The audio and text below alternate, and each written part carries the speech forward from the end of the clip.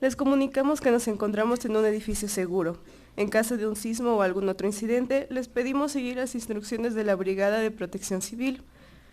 Para iniciar con el programa de hoy, demos la bienvenida al Dr. Christopher Rhodes Stephens, quien nos hablará en su conferencia sobre el conductoma humano, entendiendo por qué tomamos malas decisiones.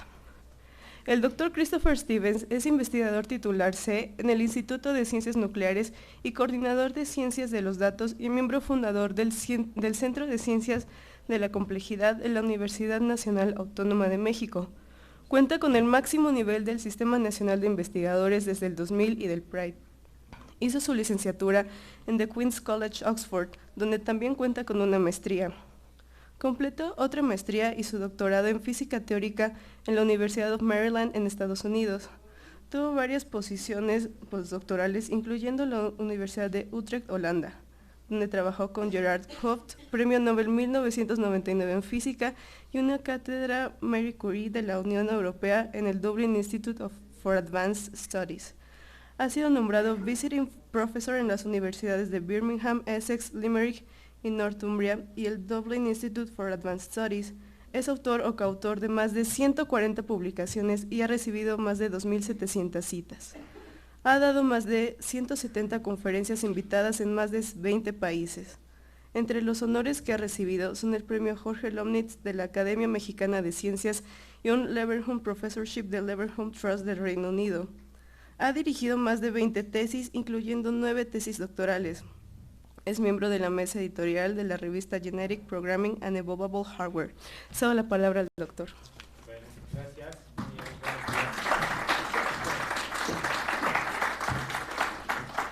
Bueno, me da un gran placer estar aquí en la UNAM. Ha sido Coajimalpa, ha sido muchos años, entonces cuando las instalaciones serán un poquito menos lujosas que los actuales, entonces estoy bien.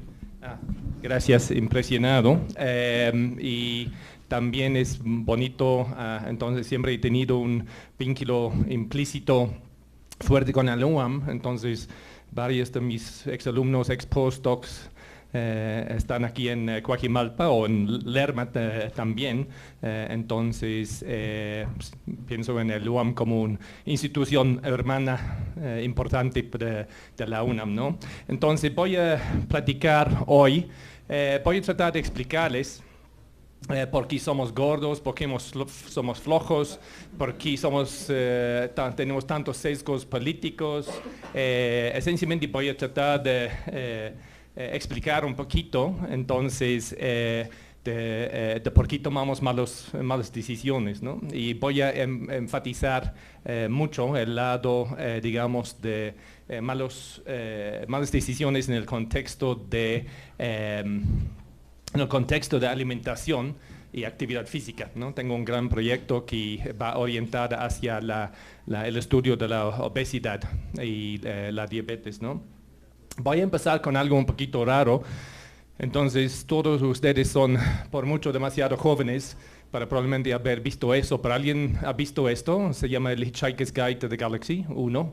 ¿Te gusta? Sí, entonces, 2, 3. Sí, entonces, ese es algo muy padre, es asociado con un inglés, desafortunadamente ya falleció desde hace algunos pocos años, y en los años 70, entonces, o 80, cuando yo era un estudiante de licenciatura, era muy popular para ir y hacer un tour de Europa en como $5, $10, que era factible en ese entonces, podía, ¿no? Y un hitchhiker es, ¿cómo se llama en español? Es para... Bueno, sí, pidiendo un aventón en las carreteras, ¿no? Entonces, en ese sentido, el guía, porque nadie tenía el dinero para pagar para el transporte, entonces iba tratando de pedir ayuda de los choferes. Y este señor estaba en una colina, probablemente medio baracho en Suiza, y el punto es que imaginaba, entonces, viendo las estrellas, cómo sería con un guía, como para la gente de pocos escasos recursos, estudiantes, etcétera, para la galaxia y no a Francia o Alemania o algo así, ¿no? Y el punto es que él llegó a escribir estos libros, que son una maravilla, que son muy profundos en sus perspectivas en la naturaleza humana, y los recomiendo.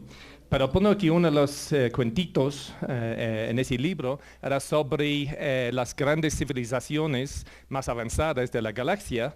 Decidieron que estaban absolutamente hartos de ir con toda la gente cuestionando todo el tiempo qué es el significado de la vida, de Dios, del universo y de todo, ¿no? Y decidieron entonces programar una gran computadora que se llamó Pensamiento Profundo, para precisamente contestar esta pregunta. Y todos los filósofos, los teólogos eran escandalizados porque qué iban a hacer después de recibir la respuesta a la gran pregunta del universo, Dios, etcétera, etcétera. Y entonces la computadora entonces pasó miles de años entonces pensando sobre el asunto en su programación, y luego entonces decidió que bueno, ya tengo la respuesta. Pero dijo en una voz muy deprimida que no les vas a gustar. Y el punto es que ya todos estaban ahí esperando después de muchas generaciones, en verdad no les va a gustar. Y el punto es que ya finalmente convencieron a la computadora para decir que esa era la respuesta, ¿no? A The Ultimate Answer to Life, the Universe and Everything es 42, ¿no? Y el punto es que obviamente eran muy perturbados en el sentido que pensando, entonces todo ese tiempo, toda esa inversión, ¿qué demonios significa 42? Y el punto es que la computadora dice que, bueno, entonces para entender el significado de 42, entonces lo que hay que entender es el significado real de la pregunta misma, ¿no? Entonces, en ese sentido dijo que, bueno, okay, van a necesitar una computadora mucho más poderosa que yo, y el punto es que sigue, es algo muy bonito. Pero lo que quiero mostrar es mi 42. Ese es un modelo predictivo. Entonces yo tengo ya una población de más de 3.000 personas en la UNAM, como de trabajadores académicos, estudiantes, y mi ambición es crear la base de datos más profunda en el planeta para estos grupos en respecto a estudios de alimentación y enfermedades metabólicas, ¿no? Y de esos 3.000 personas tenemos más de 3.000 variables cada persona, ¿no? La idea no es tener la base de datos más grande, es más profunda. Y lo que quiero decir por profunda es esencialmente que entonces tenemos datos genéticos, tenemos datos fisiológicos, tenemos datos sociológicos, tenemos datos psicológicos, etcétera, etcétera, etcétera, sobre todo su entorno y sobre ellos mismos, ¿no? Y el punto es que ya con los datos actuales yo puedo ponerlos en una gran máquina de aprendizaje de máquinas y sale esto. Lo que quiere decir es simplemente una medida del desempeño de mi modelo, y ese es un muy buen desempeño. Lo que está diciendo esto es que como tanto yo puedo predecir esencialmente si alguien es obeso, ¿no? Y ese en sí es un poquito como 42, porque yo tengo, como van a ver, este gran número de variables, y por ejemplo, yo puedo mostrarles que, mira, entonces si tú no sabes cuántas calorías hay en un vaso de agua, es un factor de riesgo para obesidad, ¿sí? Entonces, si preguntamos, por ejemplo, cómo tan importante es la buena alimentación o no tomar coca, entonces lo que vamos a encontrar es que este no distingue para nada entre los sanos y los no sanos. Es decir, que todo el mundo sabe bien qué comer y qué no comer esencialmente en términos de las cosas más obvias, como no tomar mucho refresco. Entonces, ¿qué es la diferencia entre sabes sí o no hay cuántas calorías hay en un vaso de agua versus sí o no, entonces sabes que es muy mal para tomar mucha coca? Entonces, en ese sentido, uno pensaría que uno es mucho más relevante que el otro, y el relevante debería ser no tomar coca. Pero no, ese no es relevante, es sí o no cuántas calorías hay en un vaso de agua. ¿Pero qué hacemos? Entonces, vamos a todas las personas que no saben cuántas calorías hay en un vaso de agua y decimos que es 0. Entonces ya vamos a curar todo el problema de obesidad y mal conducta. No. Entonces, por eso que otra vez, ese es mi 42, esencialmente aquí, porque lo que tengo es esencialmente una cosa que no entiendo a fondo cómo sale esto, ¿no? Es decir, que toda la relación entre estas diferentes variables, es decir, que si tú sabes o no sabes cuántas calorías hay en agua, cómo está un factor de riesgo en términos de involucrándose en tu conducta, ¿no? Lo que quiero decir que podemos ver implícitamente que así es un factor, pero ¿por qué? ¿No? Entonces, en ese sentido, es una condición necesaria tener estos datos para entender más al fondo esta problemática, pero no es suficiente, ¿no? Ok. Entonces, este es esencialmente algo breve. Entonces, ya dice este 1076, pero este es como era en 2014. Ya hemos estado avanzando, ya tenemos más de 3.000 personas y 2.500 variables, ya tenemos más de 3.000, probablemente 3.500 variables, y van sobre un gran surtido de diferentes áreas. Entonces, en ese sentido es sumamente interdisciplinario, ¿no? Porque yo no soy experto en la genética, no soy experto en salud pública, ni nutrición, ni en medicina, etcétera, ¿no? Ni en psicología, etc. Ok. Entonces, por ejemplo, ese es simplemente cómo se ve. Entonces, es decir, que todos, ese es lo que podemos hacer, es simplemente ir a todas estas variables, 3.000, y simplemente más que 3.000, y simplemente ir investigando cuánto cada uno aporta, por ejemplo, a este gran modelo de predicción de obesidad, digamos, ¿no? Para poner que nada más planteando la pregunta, ok, queremos predecir obesidad. ¿Qué significa predecir obesidad? Entonces, hay una gran diferencia entre si yo pongo un gran grupo de personas en un cuarto y yo no que los he visto antes y les pido para llenar sus cuestionarios y etcétera, etcétera, y tratamos de predecir quién está en ese cuarto, quién es obeso y quién no. Y entonces es un modelo muy exitoso. Parece no es lo mismo para decir que voy a ir con un gran grupo de jóvenes de 20 años, muchos de los cuales no son obesos, y decir que, perdón, pero en 20 años tú vas a ser obeso, ¿no?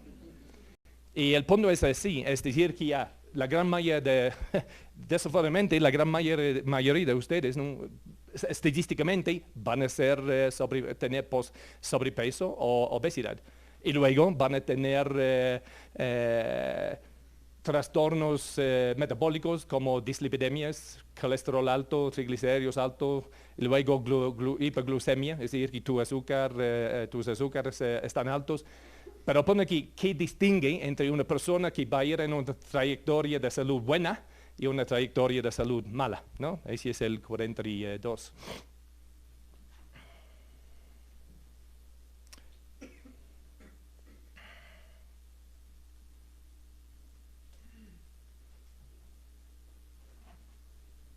Ok, entonces, por ejemplo, una de las cosas que es más impactantes, lo que hay que entender sobre el asunto de la epidemia de obesidad es el siguiente.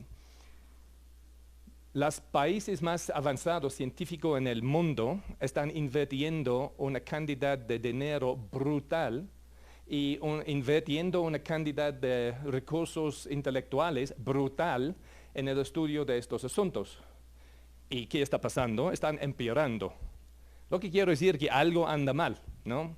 Entonces, normalmente en la ciencia, si dedicamos recursos suficientes, solucionamos el problema. Pero todos estos grandes problemas que enfrentan la humanidad, y no es, yo diría, pero ese es para otra plática, el fake news es otra cosa similar, están basados en el fenómeno de la conducta humana y por qué tomamos malas decisiones, ¿no? Y lo que estás diciendo eso es, a pesar de esta inversión enorme en estas áreas, no entendemos los porqués tomamos esas decisiones con suficiente entendimiento, y mucho menos podemos cambiar la forma en que tomamos nuestras decisiones para convertirlos de malas a buenas, ¿no? Pero algo muy importante es el siguiente, ¿no? Entonces, esa es la proporción de la incidencia de obesidad como función de tu puesto en la UNAM, ¿no? Y él pone que como estudiantes, bueno, es muy bajo, pero puedes imaginar eso, ¿no? Entonces, un estudiante por definición es joven, ¿no? Pero pone que aquí tenemos un académico, la tasa de obesidad es 13.68% y un vigilante es 41%, ¿sí? Si fuera posible empaquetear estas diferencias entre un académico y un vigilante, tal que cada persona en México hará como un académico, entonces no sabemos cuáles propiedades, ¿verdad? Si es parte del proyecto, que distingue un académico de un vigilante, ¿no? Entonces, obviamente puedes imaginar muchas cosas. Pero el punto de este proyecto es cuantificar eso, ¿no? Y entender eso. El problema con estos como obesidad, etc., todo el mundo tiene una solución. Es la mercadotecnia de las grandes empresas multinacionales. No, es tal. Yo estoy hasta ahí con ese tipo de respuesta, ¿no? Lo que necesitamos es aplicar la ciencia para poder cuantificar. Y entonces, cada factor, si tú tienes una hipótesis, es este, ¿cómo vamos consiguiendo los datos para ir comprobando o no? Es como el asunto de evidence-based medicine, entonces necesitamos políticas públicas que están basadas en evidencia. El gran problema es que estos problemas son tan complejos que el número de factores que entran te abruma, ¿no? Yo creo que ese es el factor número uno porque no hemos podido ir manejando este problema o muchos problemas similares con éxito, porque el número de factores que entra desde tu genética hasta entonces el ambiente sociopolítico, socioeconómico, ¿no? Entonces, este es el reto aquí, es para decir que mira, entonces no todos. No es que, en un sentido es evidencia que la genética es muy subsidiario, ¿no? Muy secundario. Porque, salvo que pensamos que hay genes especiales para vigilantes, pero esos académicos, que también hemos examinado, ese es lo bonito. Yo puedo generar muchos modelos predictivos de esto. Yo he creado modelos de académico o de secretaria. ¿Hay genes de secretaria? ¿Hay genes de...? Bueno, no. Pero en ese lo que está diciendo esto, algo existe en la historia, la trayectoria de estas personas, tal que algunos terminan en un estado de salud y otros en otro, ¿no? Y hay que entender por qué unos van a lo malo y otros van a lo bueno, ¿no? Y el problema es que es un sinfín de factores. Pero ese debería darnos al menos pauta para decir que hay algo, ¿no? No estamos destinados, entonces, tú tienes estos genes, no estamos destinados para la mala salud, ¿no? En ese sentido. Ok. Ese es algo que voy a ir reflexionando un poquito más tarde. Ese es simplemente que, ¿qué es la incidencia de obesidad como función de tu estatura, ¿no? Entonces, nada más para mencionar, entonces la obesidad, esencialmente medimos, no es una medición perfecta, pero es bastante adecuada, se llama el índice de masa corporal, ¿no? Y se toma tu masa y luego se divide por tu talla cuadrado, ¿no? Es como un poquito como densidad, ¿no? Entonces, en ese sentido, esa es una manera para tratar de ver, distinguir entre una persona y otra, para decir que si es arriba de 30, se dice que la persona es obesa. Si es arriba de 25, sobrepeso. Si es entre 25 y 18.5, es peso normal. En un sentido son relativamente arbitrarios, como muchas cosas en la vida, pero más o menos dan umbrales razonables. Pero lo que está diciendo esto es si tú tienes una talla menor que 1.5, entonces la tasa de la incidencia de obesidad es 41%. Si mides 1.80 a 1.90, es 11%. El punto es que, obviamente, desafortunadamente, no puedes simplemente ponerte en una de estas máquinas de tortura medievales para simplemente ir poniéndote más, incrementando tu talla, pero es simplemente es parte de la rompecabezas, ¿no? Ese es porque lo digo 42 otra vez. Simplemente tenemos todos estos factores que van vinculados, que van diciendo algo. Ya cada uno tiene su cuento, digamos, pero hay que entenderlo. Y voy a mencionar eso en un ratito. Por ejemplo, ahí, ¿no? Entonces preguntamos a cuántos amigos cercanos tienes. La tasa de obesidad para ellos que dicen 0 o 1 es 31%, ¿no? Y para ellos que dicen más que 1 es 19%. Tenemos aquí muchos problemas o cosas interesantes sobre la causalidad, ¿no? Lo que quiero decir es que entonces obviamente es un poquito como la cosa de cuántas calorías hay en agua. Entonces si alguien está padeciendo de obesidad, no se va a curar por ir buscando nuevos amigos cercanos, ¿no? Pero pone aquí, ese es el gran problema. Cada cosa aquí que te significa y qué te está tratando de decir, ¿no? Ya hay el famoso ciencia de los datos, que no me gusta el término para nada, aunque yo soy el coordinador de ciencia de datos, porque ¿qué ciencia no tiene datos? No es ciencia si no tiene datos, ¿no? Pero pones que la ciencia de los datos en ese sentido, entonces es algo donde hay que interactuar con datos y hay que escucharlos. Eso es lo bonito de ser un científico, ¿no? Entonces, los científicos siempre por todos los siglos han consultado, probablemente desde Tycho Brahe y Copérnicus y luego Newton, simplemente consultando datos, entonces, y diciendo, ¿qué me dicen esos datos? El gran problema hoy en día es que estamos literalmente ahogando en datos, ¿no? Si cada persona en este planeta hará un Google, no basta para ir entendiendo en detalle con todos los datos en el mundo actualmente que tienen en términos de información útil. Estamos generando lo que se llama un zettabyte de información cada año. Un zettabyte es 10 a la 21 bytes, ¿no? Esa es una cantidad brutal, ¿no? Y el punto es que estaba dando una plática sobre eso el otro día. Él pone que nuestra capacidad humana para procesar información, ¿alguien sabe qué es? Es 50 bytes por segundo. Lo que quiero decir es que nadie puede leer sencillamente más rápido de como 5 palabras por segundo.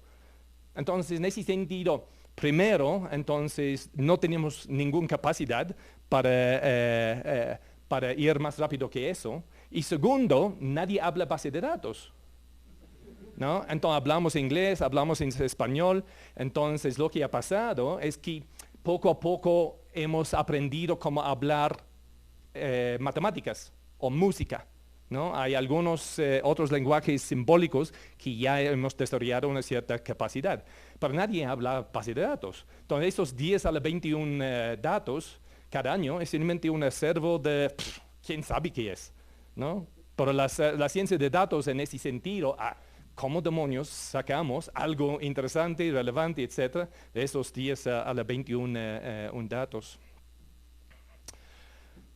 Ok, seguimos. Ok, entonces mi perspectiva en el ser humano, especialmente cualquier ser vivo, de la perspectiva, digamos, de minería de datos, ciencia de datos, cada ente, cada ser vivo es simplemente un gran conjunto de modelos de predicción, ¿no? Esa es la única cosa que, ese es esencialmente lo que es un ser vivo. Es un modelo, o es un conjunto de modelos de predicción. ¿Predicción de qué? Predicción de dónde voy a encontrar comida, predicción de dónde, si es peligroso para buscar esa comida, dónde encontrar una pareja. Lo que quiero decir que entonces, en esta cosa de aquí, tenemos 4.5 mil millones de años de evolución que simplemente nos permiten ir haciendo buenas predicciones. El problema es porque tomamos malas decisiones, porque no tenemos un fantástico modelo de predicción tal que yo puedo predecir exactamente cuántas calorías necesito día por día y consumo esa cantidad de calorías. Porque la evolución no nos ha equipado con un buen modelo de predicción para eso, tal que ya no hay epidemia de obesidad, Bueno, entonces puedo explicar, al menos poner una hipótesis de por qué es eso en un ratito, ¿no? ¿Por qué un modelo de predicción es importante? Porque el propósito principal de todos los seres vivos y también de la ciencia, medicina, salud pública es simplemente predecir, ¿no? Entonces la toma de decisión, cualquier toma de decisión es una predicción. Porque no lanzamos una moneda para tomar, bueno, a veces entonces sientes que los políticos están lanzando una moneda, pero no es así. Entonces es decir que ya tomamos una decisión porque estamos prediciendo un estado del mundo futuro que es después de esa toma de decisión. Estamos tratando de juzgar si el mundo predicho futuro es mejor, dado una cierta función de asignar valor a las posibilidades en el futuro, ¿no? Entonces, es decir, que ya predecimos para tomar decisiones y tomar acciones, ¿no? Entonces, y únicamente, si es algo único a los sistemas vivos, los sistemas complejos adaptativos, somos los únicos que toman decisiones. Esta mesa no toma una decisión, una roca no toma una decisión. Yo puedo argumentar, pero otra vez es para otra plática, que un virus en un sentido toma decisiones, ¿no? Entonces, en el sentido que virus como una población pueden mutar, no mutar, etc. Simplemente no es nada no tiene nada que ver con lo que imaginamos es libre albedrío, ¿no? Entonces, pero nuestro libre albedrío mucho es hasta un cierto punto una ficción, ¿no? Entonces, si es en el corazón, en un cierto sentido, lo que afecta nuestra toma de decisión. Entonces, aquí tenemos algunas decisiones importantes para nuestra salud psicológica, para nuestra salud de la sociedad misma, etcétera, ¿no? Pero lo importante también es que estos son decisiones también. Y eso es lo que quiero decir, que hasta lo más primitivo, en un cierto sentido, toma decisiones. Este gato, puedes imaginar, ¿qué decisión toma? Entonces es simplemente instinto. Bueno, entonces muchas de nuestras decisiones pensamos que no, yo soy la persona, yo con toda mi racionalidad estoy seleccionando. No. Entonces la razón por qué tomamos malas decisiones es que no estamos en control conscientemente como imaginamos. Bueno, tampoco Entonces, ¿por qué digo que hay una decisión en este contexto? Porque hace millones de años había protogatos y algunos cayeron de los árboles y no hicieron eso, ¿no? Entonces no dieron vuelta. ¿Y qué pasó? Recibieron daños cerebrales mayores y hay algo que se llama la selección natural, ¿no? Pero en un sentido había una decisión al nivel poblacional. Ese es el punto, ¿no? Ok. Hay buenas decisiones y hay malas decisiones. Entonces, ¿qué es una decisión? Entonces, una selección entre alternativas que implica un cambio de estado, ¿no? Entonces, algo importante es asociar con una acción, ¿no? Hay que hacer algo, ¿no? Entonces, no una cosa. Y eso está asociado con una conducta o una estrategia. Lo que quiero decir es que podemos ir pensando en una decisión como un evento aislado, pero también lo que hay que imaginar es que cómo nuestras decisiones están vinculados en el tiempo, ¿no? Lo que quiero decir por el tiempo es el concepto de un hábito, ¿no? Eventualmente. Pero pone que la idea de una decisión es que si estamos enfrentados con la misma situación y entonces pensamos que había un resultado favorable tomando la decisión en ese ambiente, bueno, entonces vamos a tomar la misma decisión en el mismo ambiente porque resultó favorable, ¿no? Entonces es decir que esa es la idea de una estrategia. Pero hay muchos problemas. ¿Cómo enumeramos las alternativas? Cuando pensamos en piedra, tijeras y papel, ¿cuántas alternativas hay? 3, ¿no? ¿Cuántas alternativas hay para la conducta de sus vidas? No, ni siquiera uno puede ir listándolos, ¿no? Aún en un contexto muy restringido, entonces es dificilísimo imaginar en el contexto de papel, piedra y tijeras qué son mis alternativas, ¿no? Entonces también qué factores, cómo vamos a ponderar las alternativas, cómo decidimos que esa es una buena alternativa, esa es una mala alternativa, ¿no?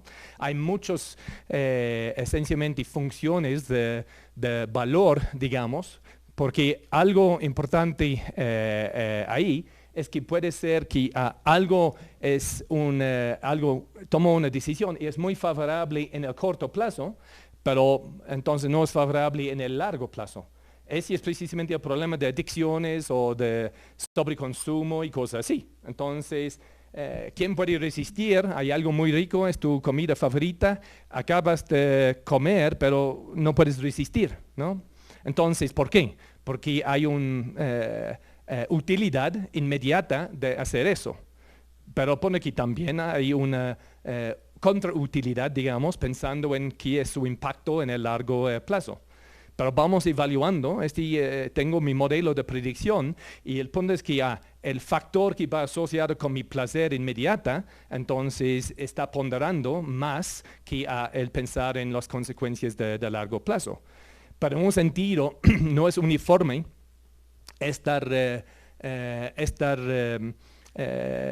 los pesos distintos para cada tipo de persona. Es por eso que vemos diferencias entre un académico, un vigilante, un intendente, una secretaria, etcétera, etcétera, ¿no?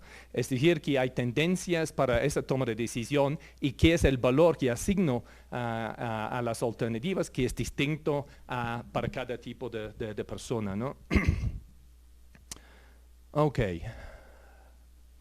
Entonces, vamos a hablar un poquito de predictibilidad, ¿no? Entonces, muchas veces cuando he dado pláticas, es que todos imaginamos que el mundo físico es muy predecible, ¿no? Es decir, que, pero el mundo de la biología o el mundo de los seres humanos, bueno, entonces pensamos que no es tan predecible. Entonces, si pregunto, si son predecibles los seres humanos, muchas veces entonces la gente va a tener la intuición que no es así, ¿no?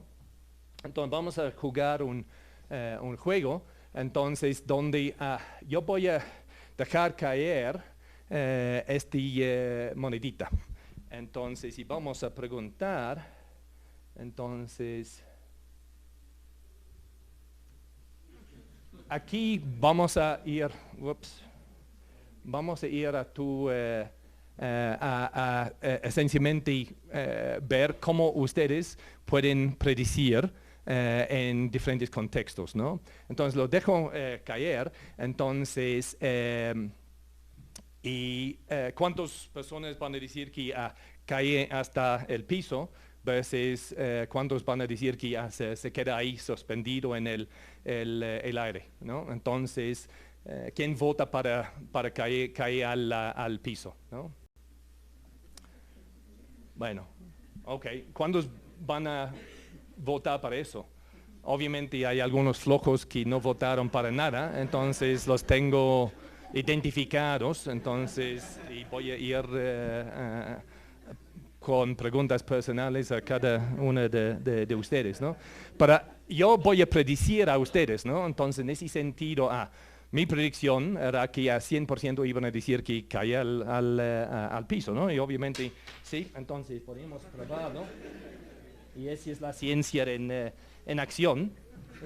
Ya voy a perder mi... ya. Entonces, y 0% ahí. Ok.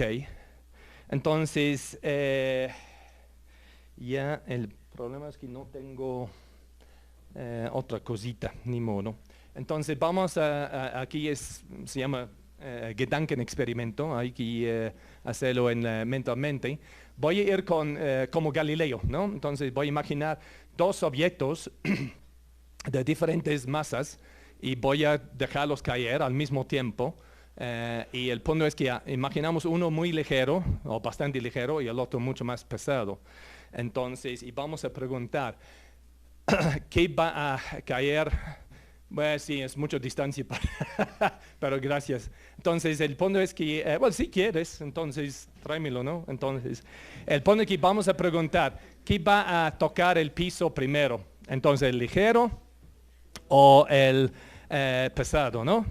Entonces, gracias. Entonces, vamos a decir que ¿quién vota va a tocar piso primero lo más pesado? ¿Alguien piensa eso? ¿Cuántos? Sí, no hay que ser tímido, ¿no? Entonces, ok, el más pesado. Entonces, ¿quién piensa lo más ligero? Uno del más ligero. ¿Quién va a pensar que los dos van a pegar o tocar al mismo tiempo? Ok.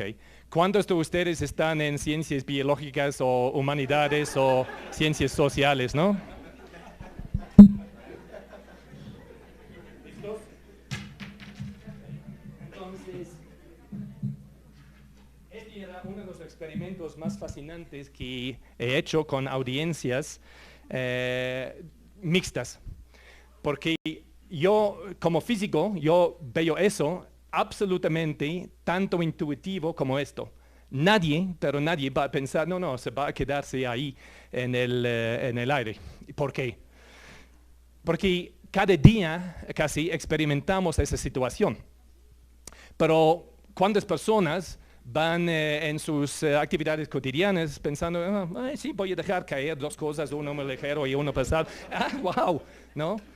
Entonces Galileo era en el siglo XVII, ¿no?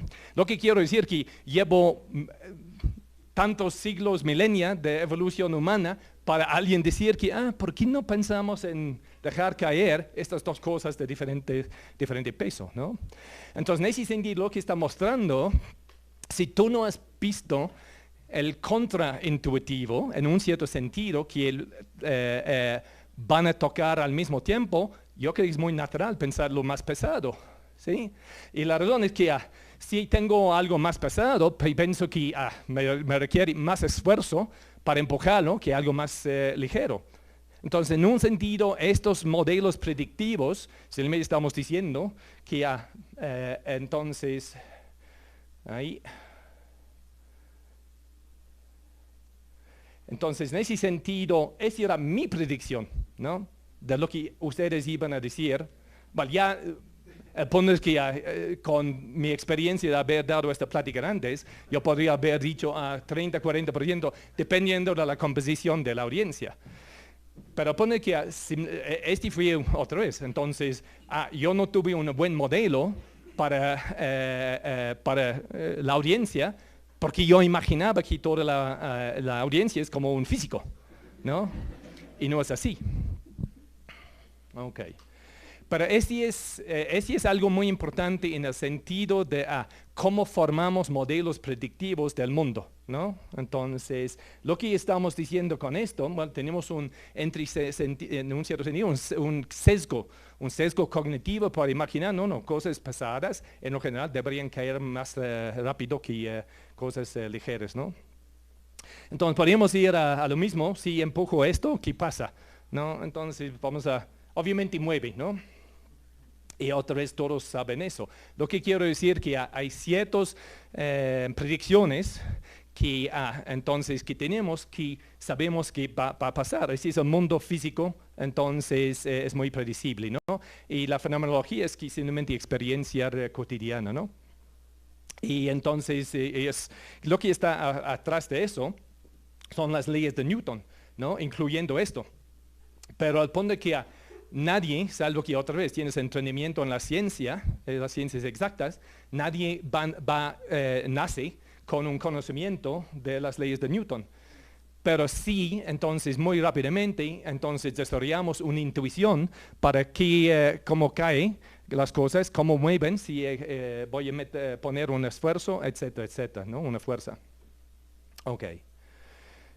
Bueno, no has tomado agua ni cualquier líquido en 3 días y alguien te ofrece 1 litro de agua o una cajita de hojuelas, ¿no? Y el punto es que vamos a preguntar qué van a seleccionar. Entonces, el agua o las hojuelas, ¿no? ¿Quién dice agua? Ok, ¿quién dice hojuelas? Ok, entonces, y vamos a ver. Esa era mi predicción, entonces completamente acertada, ¿no? Hay un incendio ya en el auditorio, otra vez hay que imaginar, y va la alarma, ¿no? Y yo soy muy valiente, entonces, y muy dedicado a mi trabajo. Yo voy a decir que, momentito, no he terminado la plática. Entonces, por favor, entonces quédense conmigo. Si vamos muriendo juntos, entonces está bien, ¿no? Y el punto es que, ¿qué van a hacer? Entonces, ¿se quedan o huyen hasta la salida más cercana? ¿Cuántos valientes están dispuestos para quedarse conmigo? Bueno, sí, pero ok. Entonces, ojalá que tuviera la valentía para decir que lo probamos, ¿no? Entonces, obviamente esa es una situación imaginaria, ¿no? Entonces, correr o quedar, entonces, bueno, tuve un error muy chiquito, entonces las dos personas, entonces, que no toman decisiones racionales, pero otra vez, entonces lo que podemos ver es que entonces tuve 100% de certeza ahí, ¿no? Entonces, ya tienes mucha hambre, alguien te ofrece una comida de 1500 calorías, ¿no? Puedes seleccionar entre carnitas, enchiladas suizas, frijoles negros o puro apio, que es aproximadamente 7.5 kilos para llegar a 1500 calorías. Obviamente quizás tenemos algunos veganos o vegetarianos, etcétera, etcétera, ¿no? Entonces, ok, ¿qué van a seleccionar? Entonces, ¿quién quiere el apio? ¿Eres vegetariano? ¿Es alérgico? Ok, bueno, otra vez. Carnitas, etcétera, apio 100%, entonces otra vez son bastante predecibles, ¿no? Ok, no han tomado agua ni cualquier líquido en 3 días. Alguien te ofrece 1 litro de coca, pues es 1 litro de Pepsi, ok. ¿Quién quiere coca? ¿Quién quiere Pepsi? Ok, vamos a ver. Yo dije Coca-Cola 70, Pepsi 30, ¿no? Entonces, yo creo que es más o menos entonces lo que ustedes votaron. Entonces, ¿qué pasa? Entonces, yo soy un gran mago. Lo que estoy mostrando es yo puedo predecir exactamente lo que van a contestar ustedes, ¿no? Entonces, ¿cómo imaginan que soy bueno en poder predecir qué son los gustos de mi audiencia? ¿Alguien tiene una adivinación? Entonces nadie está del lado de negocios, ¿no?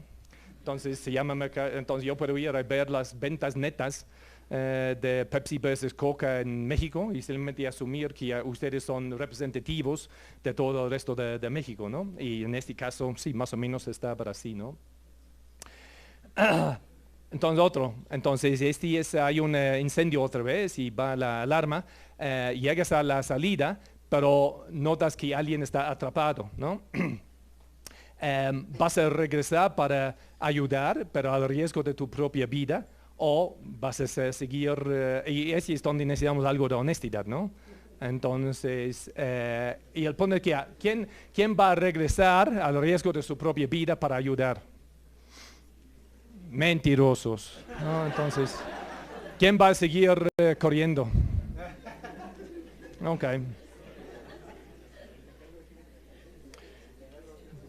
Esa fue mi adivinación. No era tan lejos de las proporciones, ¿no? Ok.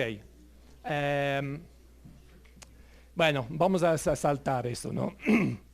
Lo que quiero mostrar esencialmente, lo que quiero mostrar es esencialmente los seres humanos son sumamente predecibles, ¿no? Depende del contexto. ¿Por qué no es más difícil predecir Pepsi versus Coca que quién va a seleccionar agua versus hojuelitas? ¿Por qué uno es más predecible que el otro? ¿Alguien piensa algo?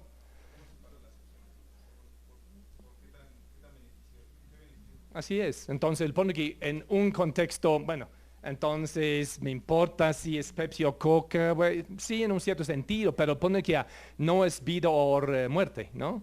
Entonces, en los otros 5 minutos, bueno, bueno, entonces hemos estado divirtiéndonos y adiós. Entonces, porque ese es el problema, una vez que empiezo con mi dinámica, entonces se va el tiempo, ¿no? Pero aquí, por ejemplo, asociar con eso, ¿quién va a ser obeso en 20 a 30 años? ¿Quién va a ser diabético en 30 y 40 años? ¿Y quién va a morir antes de 70 por un estilo de vida malo, ¿no? Entonces puedo, en un sentido, ir prediciendo eso también. Pero es más como, ¿qué prefieres, agua versus hojuelitas? ¿O es más como Pepsi versus Coca, ¿no? Entonces, el punto aquí es que hay muchísimos factores que otra vez entran en determinar quién va a ser sano y no sano, ¿no? Entonces, decisiones, normalmente pensamos en decisiones como algo humano y asociado con libre albedrío, pero lo que quiero decir es que principalmente somos autómatas. 99.999% de todos los procesos que ocurren en tu cuerpo en este momento, tú no tienes nada que ver con afectarlos, no puedes, ¿no? Entonces, lo que imaginamos es que yo puedo decir que estoy jugando ajedrez, voy a ir con esta estrategia versus esta estrategia y pensamos, este representa el ser humano en términos de la toma de decisión, pero no es así, ¿no? Entonces, muchas de nuestras decisiones son absolutamente como somos autómatas. Él pone que el mundo es una máquina, ¿no? Entonces, piensa la ciencia. El mundo es una máquina y él pone que cómo modelamos máquinas a través de esta cosa de aquí, que se llama una ecuación diferencial. Pero entonces, yo soy un esclavo, ¿no? Lo que no tengo opción de simplemente seguir eso, ¿no? Entonces, vamos con ecuaciones diferenciales y todos obedecemos esa ley, ¿no? No hay excepciones. Ese es lo bonito y lo fácil de las ciencias exactas. No hay excepciones, ¿no? Pero entonces es un muy mal aproximación para la conducta, ¿no? Entonces ese es el punto. Entonces, en ese sentido, la diferencia entre los sistemas simples de la física y los complejos es la diferencia entre ser y simplemente hacer. Entonces, ¿qué hace esta mesa? No hace nada, ¿no? Entonces, si yo regreso mañana, salvo un ser humano lo ha llevado, se queda. Simplemente no tiene conducta interesante o comportamiento interesante. Un ser vivo, sí. Ok.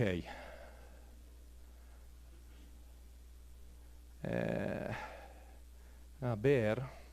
Eso es lo que dije sobre la revolución de los datos, ¿no? Estamos generando tantos datos hoy en día, entonces todos los libros en el mundo es una fracción tan chiquitita, es 30 a 50 terabytes, versus esta cosa un zettabyte, ¿no? Imagínate que cada libro alguien ha leído, aunque sea nada más el autor, ¿no? Entonces ojalá con nuestros propios artículos como investigador, una persona más, aunque sea tu mamá, entonces lo lea. Pero a veces puede ser que es la única persona. Pero imagínate que el equivalente en forma electrónica de cuántos libros equivale. Pero otra vez, hablamos este lenguaje y no hablamos eso, ¿no? Entonces, algo importante es poder medir el valor de una decisión, ¿no? Entonces, y ese es otro problema, donde hay un sinfín de diferentes tipos de valoración de una decisión. Y el punto es que todos están compitiendo Sí es algo que normalmente no se toma en la teoría de decisiones, que es algo muy multiobjetivo, ¿no? Entonces, esta cosa del conducto, creo que voy a tomar 2 minutos para simplemente tratar de ir terminando el 60% de la plática restante, ¿no? Entonces, lo que yo quiero hacer es simplemente ir creando estas cajitas, ¿no? Esa cajita es simplemente una heurística. Tenemos todos estos en nuestra mente. Simplemente no podemos explicitarlos en términos de una fórmula matemática. Pero lo que tenemos pasando en nuestra mente es que predecimos, esa es una probabilidad, que este va a ocurrir dado este estado del mundo, ¿no? Entonces, en ese sentido, este puede ser el estado del mundo que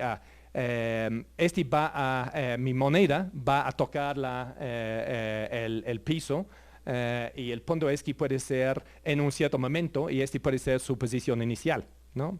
Pero pone que yo puedo decir que este va a ser quien va a ser diabético a edad 60 y entonces para un grupo de jóvenes de 20 años, es todo puede imaginar que puede afectar eso. El problema es que nadie en este planeta tiene todos estos factores y nadie imagina cuántos hay, ¿no? Entonces, lo que sabemos es que hay tantos y lo que voy tratando de hacer es conseguir, entonces, lo más que puedo de un conjunto representativo de esto que afecta mi decisión. Entonces, en ese sentido, lo que estamos tratando de hacer es llegar a una representación algorítmica, digamos, de nuestra toma de decisión y tratar de construirlo a través de estos datos, ¿no?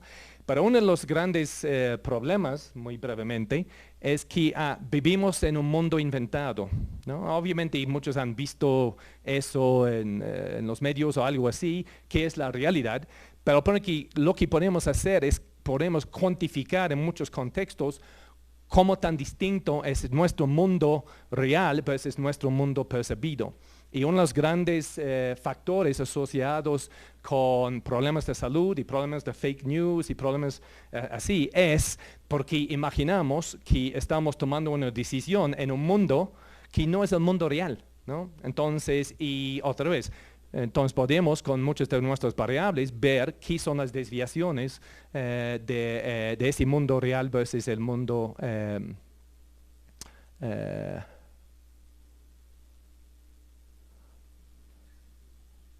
a ver. Ok. Nada más voy a mostrar una cosa y ya. Él pone que ese es todos los datos asociados con por qué nos engordamos, esencialmente, ¿no? A ver. Porque ya no quiere avanzar. Quizás está diciéndome algo más allá que tu hojita, ¿no? Es un sistema más inteligente que imaginaba, ¿no? Ay. Ok.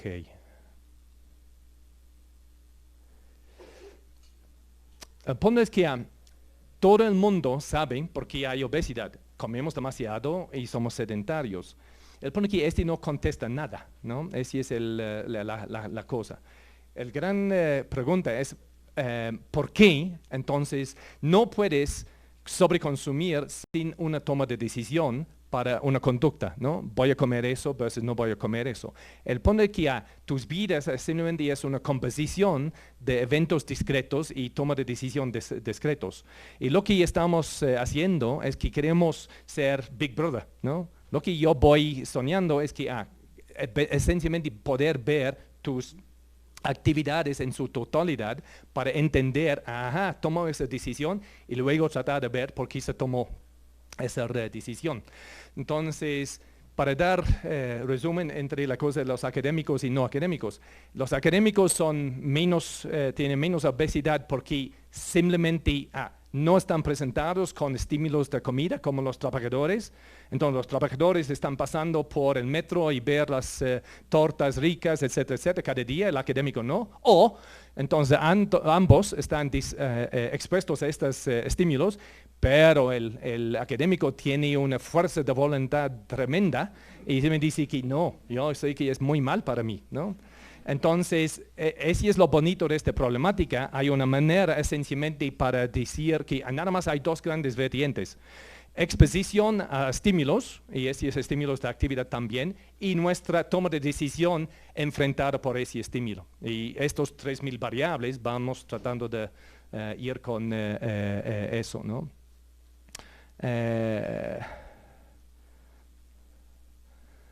Ese es simplemente voy a ir probablemente al último con este.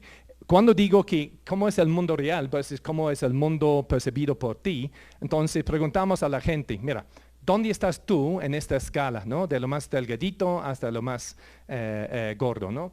Y entonces, lo que podemos ver es que sabemos, porque pesamos a la gente, entonces medimos su talla, sabemos exactamente quién es obeso. Y podemos decir que, ok, de estos quienes físicamente son obesos, ¿dónde piensan que están en esta escala, no? Y el punto es que lo que estamos diciendo, este es obeso aquí, como 8 y 9, ¿no? Pero pone que lo que estamos viendo, ¿cuántos piensan que están en 7? ¿Cuántos piensan que están en 6? ¿Cuántos piensan que están en 5? ¿Y cuántos piensan que están en 4? 4 aquí es mujeres. Y lo que había en el dibujo que usamos, había una equivocación en la impresión. Ese es del estudio de Ensanud de 2006, donde estas dos figuras son idénticas. ¿Qué pasa? Qué bueno, entonces no es que las chicas están mintiendo explícitamente, es que esta cosa que, sí me veo aquí, ¿no? Porque lo más bajo en la escala que uno puede ser y justificarlo al mismo tiempo, lo mejor, ¿no? Para tu propia autoestima, etcétera, etcétera. Pero lo que estamos viendo aquí es que hay gente obesa que piensan que están aquí, ¿no? Entonces se pone que, imagínate que si hay un problema de salud, y obesidad es un problema de salud, ¿cuántas personas ni siquiera imaginan que tienen sobrepeso o obesidad? ¿No? Entonces, porque el mundo en que vivimos es distinto al mundo real. Bueno,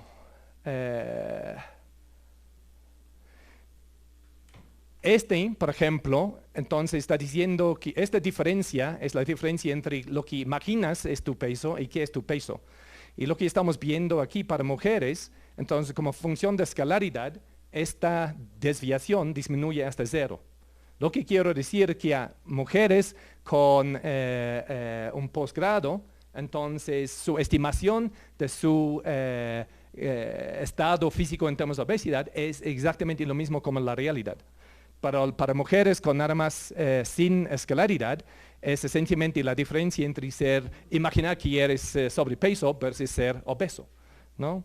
Entonces, en ese sentido, es simplemente un factor entre muchísimos donde tenemos evidencia de qué distingue este académico versus este no académico, ¿no? Y no es para decir que somos entes superiores, es simplemente lo que hay que tratar de identificar por qué hay conductas distintas, ¿no? Entonces puede ser que la única manera para solucionar el problema es que todos el país va tratando de llegar a una maestría. Bueno, no sería tan mal, ¿no? Entonces educación para todos es un sueño, pero sería difícil como implementar esa estrategia, ¿no? Ok, bueno, voy a...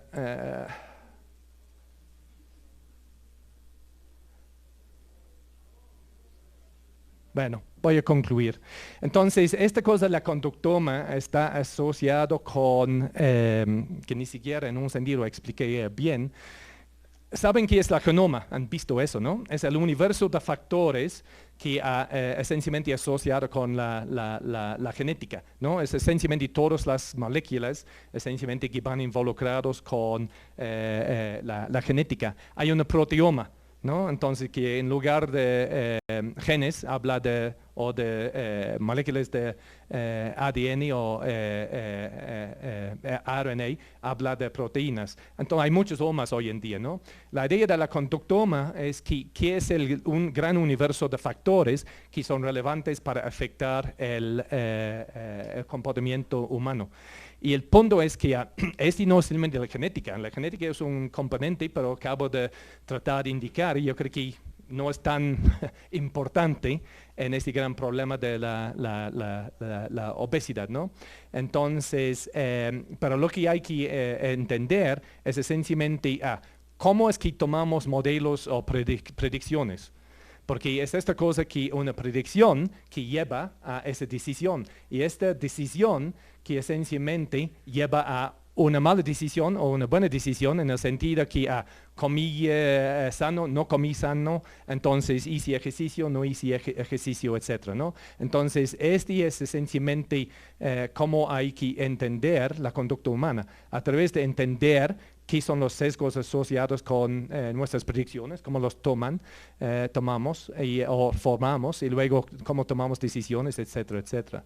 Pero pone que el gran reto, es por eso que yo creo que no ha habido tanto avance como nos gustaría mundialmente, es porque es extraordinariamente multifactorial. Lo que quiero decir que nadie tiene esta base de datos que va desde la genética, epigenética, fisiológica, celular, fisiológica, entonces psicológica, neuropsicológica, social, político, etc., ¿no? Nadie tiene eso. Entonces voy tratando de hacer mi parte con eso, ¿no? Pero algo que ayuda con eso es esta noción de la revolución de datos. Por primera vez en la historia humana tenemos este gran acervo de datos, pero al mismo tiempo es una crisis porque nadie puede interactuar con esos datos con suficiente habilidad para poder extraer la información relevante en esos datos, ¿no? Entonces, un ingrediente crucial de la conductoma es cómo evaluamos decisiones, ¿no? Entonces, y pensar qué son los diferentes conceptos de valor y en ese sentido entender por qué tomamos malas decisiones, ¿no? Entonces, otro asociar con eso es asociar con nuestros modelos de predicción. Otra manera para ver eso es que es el concepto de un sesgo cognitivo. Tenemos modelos predictivos que tienen grandes sesgos, ¿no? Y ese es un modelo predictivo asociado con si me percibo como obeso o no. Esa es una predicción que afecta mi toma de decisión, ¿no? Entonces, la meta de Proyecto 42 que empecé es para obtener y modelar los datos para mejor entender este concepto del conductoma. Pone que no se puede construir eso sin tener los datos en mano primero, ¿no? Y entonces este ya es el proyecto del resto de mi vida. Tenemos un gran grupo en la UNAM trabajando en eso, pero siempre estamos buscando ayuda, entonces, y colaboraciones, y todos están invitados, y esos son algunos miembros de la colaboración y algunas fuentes de financiamiento, y bueno, ya finalmente, perdón, ya, entonces ya terminé.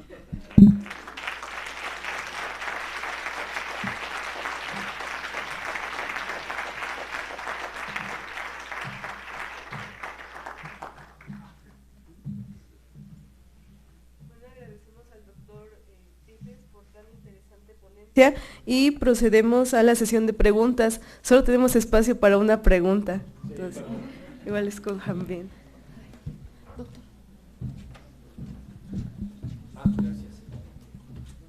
¿Quién tiene la pregunta?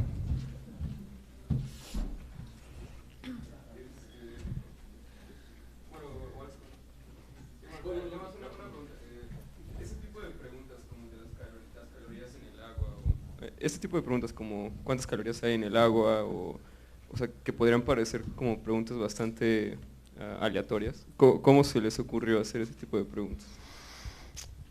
Muy buena idea, muy buena pregunta. Entonces, pone que uno de los grandes problemas con eso es esencialmente cómo tan atrevido quieres ser como investigador.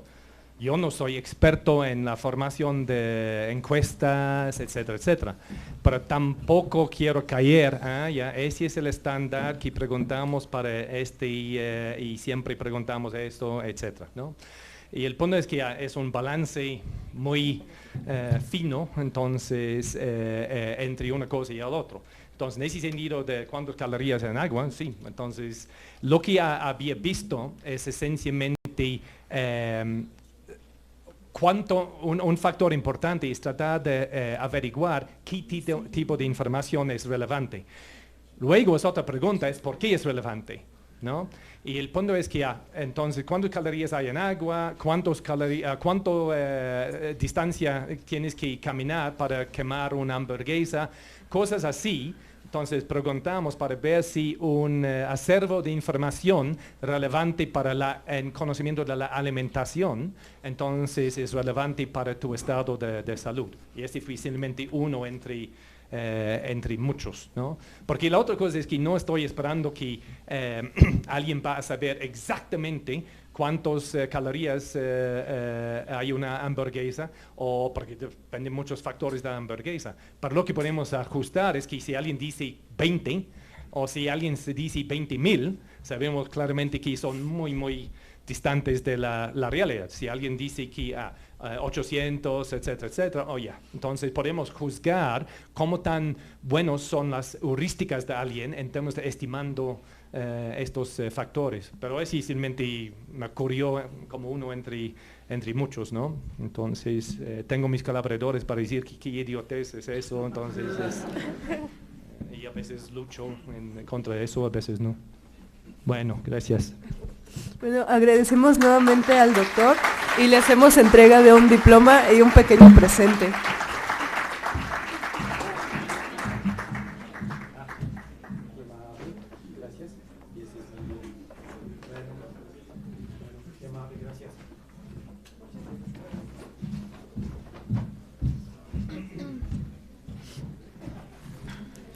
Ahora pedimos la presencia del doctor Vianney Ortiz Navarrete con su conferencia ¿Por qué debemos vacunarnos? El doctor Ortiz Navarrete nació en San Andrés Tuxtla, Veracruz, México.